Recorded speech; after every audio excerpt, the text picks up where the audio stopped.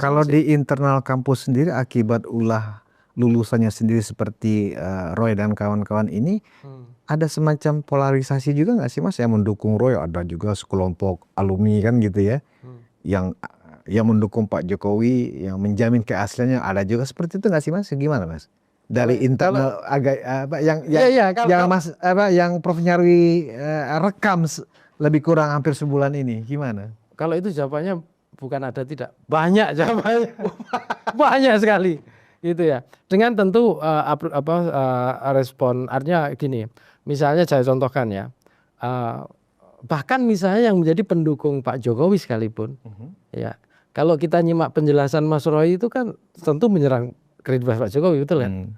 Pak Jokowi ini kan, Mas Roy ini kan alumni komunikasi departemen saya. Saya kenal dengan beliau secara personal juga. Terus kemudian pernah mengajar di departemen saya. Murid-murid Mas Roy juga banyak loh ya. Ya ketika beliau masih mengajar di tempat saya gitu.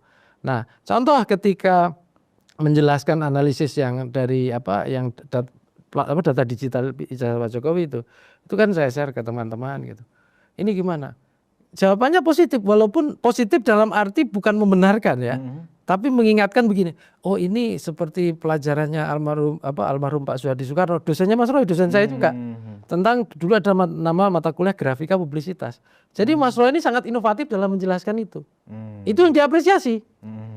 Subjek Jokowinya dilepaskan dari perdebatan. Artinya orang masih bisa menghargai Mas Roy gitu loh. Walaupun dia ini bisa jadi tidak setuju dengan, bisa jadi gitu ya. Itu contoh, dan artinya tidak ada rasa sakit hati, tidak ada gitu loh di situ. Jadi begini Mas Budius ya, bahwa kontroversi yang semacam ini as long as tidak baper di bawah hati ya, sampai dendam dan sebagainya, itu saya kira nggak ada masalah gitu loh. Nah yang bahaya kan, kita masih ingat nggak dulu polarisasi kebencian itu yang kita risaukan gitu loh. Makanya kadang saya sendiri misalnya menyikapi ini, saya sebagai individu pengajar, salah satu profesor juga ya di Visipol, itu berdebat apapun gitu ya, asal apalagi misalnya itu sama-sama alumni ya, asal tidak didasari kebencian, kita itu tenang-tenang saja, mau sangat tidak setuju pun tidak ada rasa takut gitu loh. Tapi kalau misalnya ada rasa kebencian, kita yang khawatir gitu loh. Nah ini kan saya lihat so far ya, mayoritas masih belum ke sana lah ya. Kita berusaha, ini kan kalau dalam studi retorika, saya mengajar di sana juga, ini kan attacking terhadap kredibilitas Pak Jokowi, ya, ijazahnya, ininya gitu. Dan ini juga sebenarnya attacking kalau dalam komunikasi politik terhadap Pak Jokowi, kepemimpinannya di masa lalu yang mau di ini terus, bahkan terhadap keluarganya. Ada Mas Gibran sebagai wapres. Ya, ini kan branding dinasti Pak Jokowi ya sebenarnya.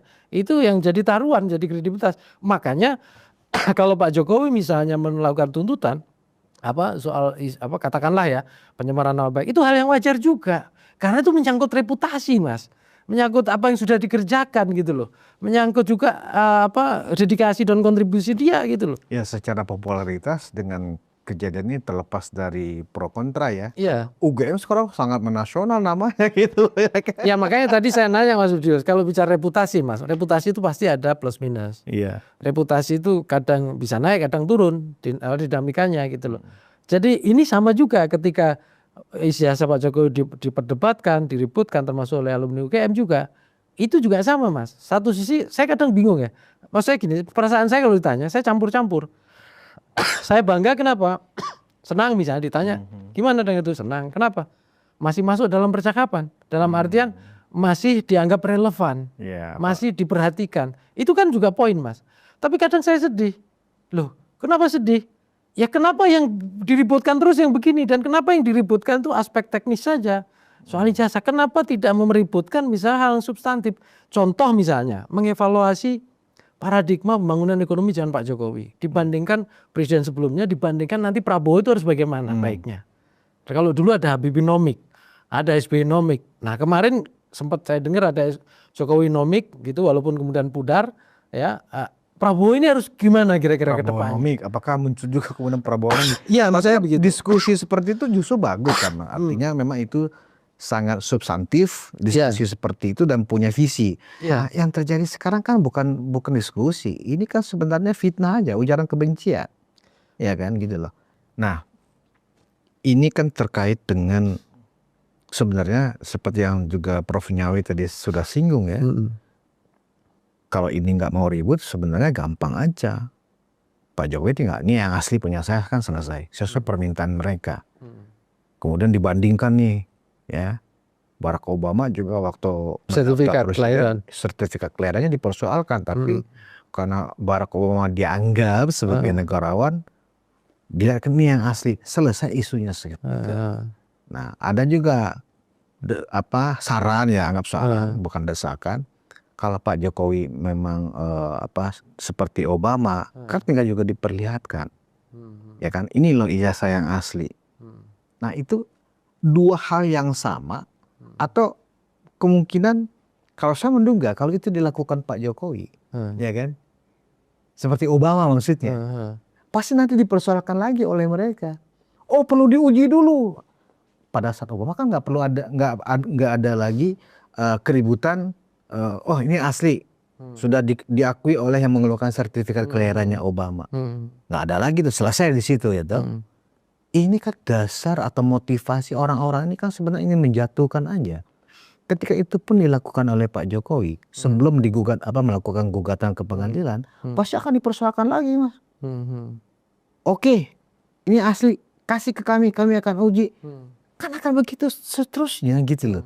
Karena niat mereka memang bukan untuk memastikan apakah Pak Jokowi benar lulus dan memiliki ijazah asli. Bukan itu kan sebenarnya. Ini kan masalah ijazah palsu ini kan hanya narasi. Agenda mereka apa? Mendowngrade, menjatuhkan. Kan itu sebenarnya. Gimana menurut Prof. Nyarwi? Ya, kalau memang agenda tadi yang Mas Budi bilang ini mendowngrade, saya kira logikanya seperti itu, Mas. Artinya itu tidak akan bisa memuaskan.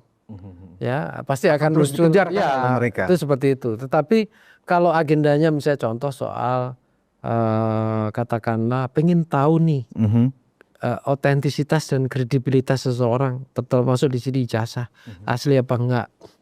Nah, kalau itu kan saya kira melalui prosedur atau instrumen-instrumen yang sifatnya bisa kita uji gitu loh.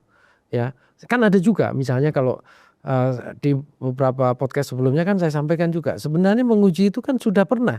Kalau waktu itu kan KPU misalnya, KPUD ya, ketika seseorang mendaftar misalnya jadi calon wali kota, gubernur, presiden, itu kan ada verifikasi, Mas.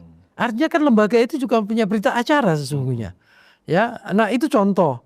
Nah, kenapa tidak ngecek itu ya. Terus yang kedua lagi misalnya katakanlah masih terus diragukan ya, kemudian minta penjelasan ke UGM. UGM sudah ngasih tahu kalau yang asli itu pasti dipegang oleh ini karena udah diserahkan.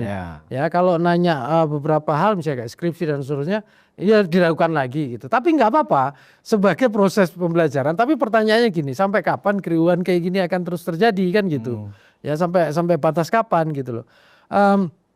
Kalau ya saya kadang berpikir ya, ini kasihan juga sebenarnya Pak Jokowi ini pasca kepresidennya itu justru disibukkan dengan isu-isu yang seperti ini gitu loh. Padahal udah diminta Pak Prabowo bantu dan tentara misalnya, udah beberapa hal diajak sharing pengalaman bisa begitu. Ini saya kira juga ya teman-teman yang melakukan kritik atau ini ya kalau kita lihat secara komunikasi politik ya jelas reputasi Pak Jokowi ya yang jadi yang pengen di downgrade gitu loh. Yang itu satu. Terus yang kedua saya lihat apalagi ada tuntutan supaya Pak Prabowo meriksa ijazah ini kan sama aja gitu ya. Ini membenturkan Pak Jokowi dan Pak Prabowo kan gitu. Saya nggak bisa kebayang kan gitu. Jadi inget meme kemarin yang ribut-ribut kan gitu. Yang Pak Jokowi sama Pak Prabowo di dalam meme AI itu kan bertemu gitu. Betul. Gitu, dan itu sempat rame kan. Tapi di situ saya respect gitu ya ke kawan kita ini Bro Hasan Hasbi ya yang ikut menyarankan gitu ya supaya ya itu jangan diproses hukum. Kira-kira kan gitu. Wong mahasiswa kan gitu kan. Itu masih belajar, masih semangatnya kritik. Ya nggak apa-apa kan gitu. Tapi saya mau mengatakan gini Mas Budius. Bangsa kita ini kan perlu move on ya. Perlu move on dan juga pembelajaran dari masa-masa lalu ya. Memang menjadi pemimpin tidak mudah. Artinya pemimpin itu juga brand dirinya sendiri harus kita jaga ya, harus kita desain, kita support lah ya untuk dia berkembang gitu ya. tetapi juga menyiapkan pemimpin yang berkualitas gitu loh. Yang bisa menjawab tantangan di masa depan. Pak Prabowo saya kira udah berusaha luar biasa sampai hari ini ya. Dan ya Pak Jokowi dengan Pak Prabowo kan ya jangan dibanding-bandingkan kan gitu, backgroundnya berbeda kan. Kita dulu masih ingat ya Pak Jokowi itu kan orang dari bawah ya, berproses kemudian menjadi presiden. Terlepas berbagai kekurangan ya, termasuk kritik yang menggelembung yang besar ini kan ketika anaknya jadi wapres itu kan gitu. Tapi sebelum itu kan enggak, Mas. Nah, ini beda dengan tracknya Pak Prabowo. Pak Prabowo ini diuntungkan dengan menurut saya ya capital, kita ngomong political capital, enggak hanya Gerindra Mas hari ini. Kan memang ada Gerindra, ada kemampuan berkoalisi ya, membangun koalisi, merangkul, politik merangkulnya kuat. Tapi juga track record family, branding dari family-nya.